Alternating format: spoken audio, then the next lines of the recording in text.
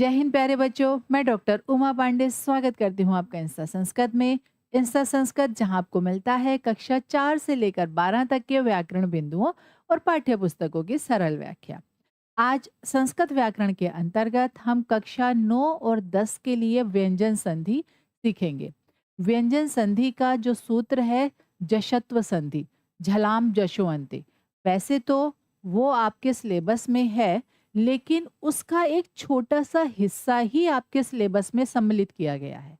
तो हम पूरे सूत्र को ना समझते हुए जितना पूछा गया है उसी को विस्तार से समझेंगे, ताकि आप उसको अच्छे से समझ सकें और परीक्षा में उससे संबंधित प्रश्नों का उत्तर बिना किसी कंफ्यूजन के, बिना किसी झिझक के दे सकें। ठीक है? तो झलाम जशोअंते वैसे तो सूत्र विस्तार से है, काफ़ी बड़ा है, उसके अंदर बहुत सारे वर्णों और कुछ और नियमों का भी समावेश है, किंतु कक्षा 9 और 10 में जो पूछा जाता है व्यंजन संधि के अंतर्गत, वो पूछा जाता है वर्गीय प्रथमाक्षराणाम तृतीय वर्णे परिवर्तनम। सिर्फ इतना सा उस संधि का अंश पूछा गया है। तो आइए इसको ही जरा हम विस्तार से समझ लेते हैं। देखिए, पहले तो इसको ही, इसके अर्थ को जान लेते हैं और क्या इसमें पूछा गया है ये समझ लेते हैं। वर्गीय प्रथमाक्षराणाम कहते हैं वर्ग के प्रथम अक्षरों का, तृतीय वर्णे परिवर्तनम तीसरे वर्ग में परिवर्तन। सिर्फ इतना इन्होंने पूछा है। आइए इसको जरा विस्तार से समझें। कहते हैं व्यंजन वर्गों के प्रथम वर्ण के सामने। व्यंजन वर्ग कौन कौन से होते हैं? व्यंजन वर्ग पहले ये समझ लेते हैं। व्यंजनों के वर्ग होते हैं, हाँ, कवर्ग। कौन कौन से होते हैं? कवर्ग, चवर्ग और टवर्ग, तवर्ग और पवर्ग। ठीक है? कहते हैं व्यंजन वर्गों के, अब कहते हैं प्रथम वर्ण के सामने। इनके प्रथम वर्ण कौन कौन से हैं? कवर्ग का प्रथम वर्ण कौन सा है? क। चवर्ग का प्रथम वर्ण कौन सा है? च। टवर्ग का प्रथम वर्ण ट। तवर्ग का प्रथम वर्ण हम्म, त। और पवर्ग का प्रथम वर्ण है प। ठीक है? तो कहते हैं क्या कि इनके प्रथम वर्ण के सामने कोई भी वर्ण आने पर, मतलब इनके प्रथम वर्ण के सामने कोई भी वर्ण आने पर क्या होगा? प्रथम वर्णों को अपने ही वर्ग का तीसरा वर्ण, मतलब ये जो प्रथम वर्ण है इनको अपने ही वर्ग का तीसरा वर्ण कौन सा? ज, ब, ग, ड, द, मतलब कवर्ग क किस में बदलेगा? ग में, अपने वर्ग का तीसरा वर्ण क, ख, ग, घ, है ना। और चवर्ग का च जो है वो किस में बदलेगा? च, छ, ज में। टवर्ग का ट किस में बदलेगा? ट, ठ, ड में। और तवर्ग का त किस में बदलेगा? त, थ, द में। और पवर्ग का प किस में बदलेगा? प, फ, ब में। ठीक है? तो कहते हैं अपने ही वर्ग का तीसरा वर्ण हो जाता है। मतलब एक बार फिर से इसको समझ लेते हैं। क्या कि प्रथम वर्गों के प्रथम वर्ण के सामने, वर्गों के कौन से वर्ग? जो व्यंजन वर्ग हैं, कवर्ग, चवर्ग, टवर्ग, तवर्ग और पवर्ग। इनके प्रथम वर्ण मतलब क, च, ट, त और प, इनके सामने कोई भी वर्ण आने पर, कोई भी, चाहे वो स्वर आ जाए या वो व्यंजन आ जाए, कोई भी वर्ण आने पर क्या होता है? इन वर्णों को, जो प्रथम वर्ण होते हैं, उनको अपने ही वर्ग का तीसरा वर्ण हो जाता। ठीक? क बदल जाएगा, ग में च बदल जाएगा, ज में ट बदल जाएगा, ड में त बदल जाएगा, द में और प बदल जाएगा ब में। ठीक है? आइए अब इसका कुछ उदाहरण देखते हैं जिससे ये और अधिक स्पष्ट होगा। अब पहला उदाहरण है वाक धन ईशः। तो नियम के अनुसार क किस में बदलेगा? क बदलेगा हमारा ग में। ठीक? पहला वर्ण है क और उसको क्या हुआ परिवर्तन अपने वर्ग के तीसरे वर्ण में अर्थात ग में। तो का हुआ हमारा ग। अब सामने है क्या ई। ठीक है। अब ग में जब हमने ई मिलाया तो बन गया हमारा गी और पूरे वर्ण को पूरे शब्द को जब हमने मिलाया तो शब्द बना हमारा वागीशः। ठीक है। दूसरा उदाहरण देखते हैं। जगत धन ईशः। अब यहाँ पर एक चीज ध्यान रखिएगा, जो पहले वर्ण की बात हुई है पहला वर्ण कहाँ होगा? पहला वर्ण होगा पहले पद का अंतिम वर्ण। पहले पद का अंतिम वर्ण और उसके सामने कोई भी स्वर या व्यंजन आने पर। और परिवर्तन किस में होगा? परिवर्तन भी पहले पद के अंतिम वर्ण में होगा। ठीक। अगला उदाहरण देखते हैं। जगत धन ईशः। तो नियम के अनुसार ता बदला हमारा किस में? दा में। सामने है ईशः। ई क्योंकि स्वर है तो दा में मिल जाएगा, है ना? तो क्या बन जाएगा हमारा? दी बन गया। यहाँ पर पूरे शब्द को हमने मिलाया तो शब्द बना जगदीशः। इन दोनों को मिलाकर क्या बना हमारा? दी बना ना। और फिर हमारा शब्द बन गया जगदीशः। ठीक है।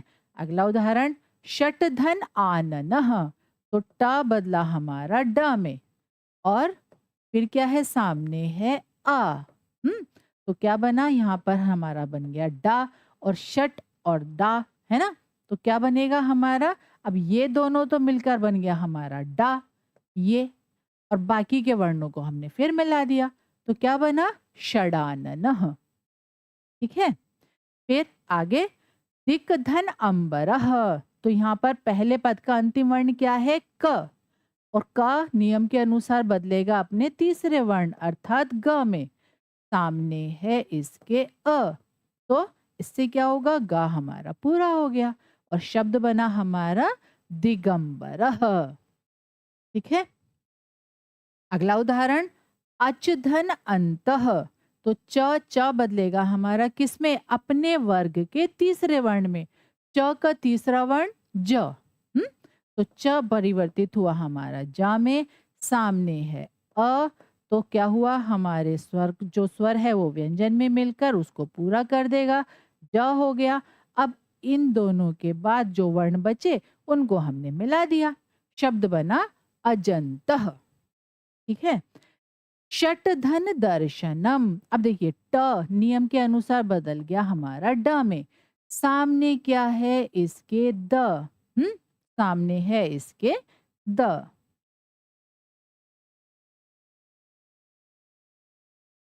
अभी तक क्या था कि जब हमारे सामने जैसे प्रथम वर्ण के बाद सामने कोई स्वर था तो वो स्वर उस व्यंजन में मिलकर उसको पूरा कर दे रहा था। तो पूरा होने के बाद हम व्यंजन जो परिवर्तित व्यंजन था उसको वर्ण में पूरा लिख रहे थे, है ना? लेकिन अब क्या है यहाँ पर इस उदाहरण में ट परिवर्तित हुआ डा में और सामने है व्यंजन। तो जब हम इसको पूरा लिखेंगे तो जो ड है उसमें हलंत लगाकर लिखेंगे और शब्द बनेगा हमारा षड दर्शनम। यहाँ हलंत लगेगा, ये ध्यान रखिएगा। अगर हमारे प्रथम वर्ण के सामने व्यंजन है तो हम जो परिवर्तन होगा उस वर्ण में हलंत लगाकर लिखेंगे या उसको आधा लिखेंगे और यदि स्वर है तो वो उसमें मिल ही जाएगा। इसी तरह दिक धन गजह। क परिवर्तित हुआ हमारा ग में, है ना? और सामने क्या है? ग। तो यहाँ पर भी हमारे सामने क्या है? व्यंजन है। तो हमारा ये जो ग है ये आधा ही लिखा जाएगा और शब्द बनेगा दिग्गजः। ठीक। समझ आया? इस संधि में आपको 2-3 बातें विशेष रूप से ध्यान में रखनी है। क्या? पहली बात, जो परिवर्तन होगा वो प्रथम पद के अंतिम वर्ण में होगा, जैसे यहाँ पर इन सभी में हुआ है। ठीक है। उसके सामने स्वर या व्यंजन जो भी होगा, अगर स्वर होगा तो वो इस व्यंजन में परिवर्तित व्यंजन में मिलकर शब्द में लिखा जाएगा और अगर सामने व्यंजन है तो फिर जो परिवर्तित व्यंजन है उसको हम आधा ही लिखेंगे। ये ध्यान रखिए। ठीक है। आइए थोड़ा-सा और अभ्यास कर लेते हैं ताकि हम इसको और अच्छे से समझ सकें। वृहत नियम के अनुसार त परिवर्तित हुआ किसमें? त, थ, द में। ठीक है? अब वृहत धन रथ सामने है र। तो ये क्या बनेगा? द्र। ये बनेगा ना? और फिर हमारा जो पूरा शब्द है वो क्या बनेगा? हुँ? वृहद्रथः। ठीक? आगे दूसरा उदाहरण देखते हैं। चितधन आनंदः।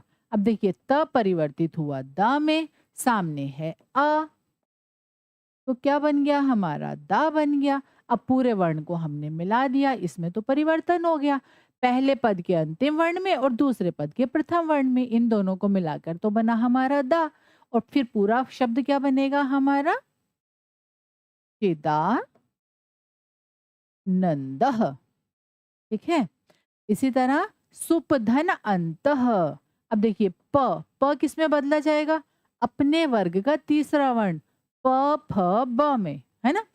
तो प परिवर्तित हुआ ब में, सामने आया है अ, तो क्या हुआ? ब में मिल गया, ब पूरा हो गया और शब्द बना हमारा सुबंतः। ठीक है? अपधन जह। हाँ, तो यहाँ पर प बदला हमारा किस में? अपने वर्ग के तीसरे वर्ण ब में। ठीक, सामने है इसके व्यंजन, तो क्या होगा? ब हमारा आधा ही आएगा। तो शब्द क्या बनेगा हमारा? अब जह।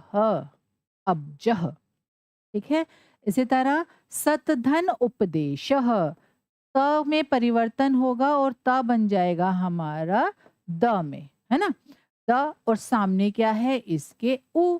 तो द में जब हम उ मिला देंगे तो बनेगा हमारा दु। अब इन दोनों में तो परिवर्तन हो गया, मिलकर दु बन गया। अब जो बचे हुए वर्ण हैं उनको मिलाकर लिख देते हैं, तो क्या बनेगा? सदुपदेशः।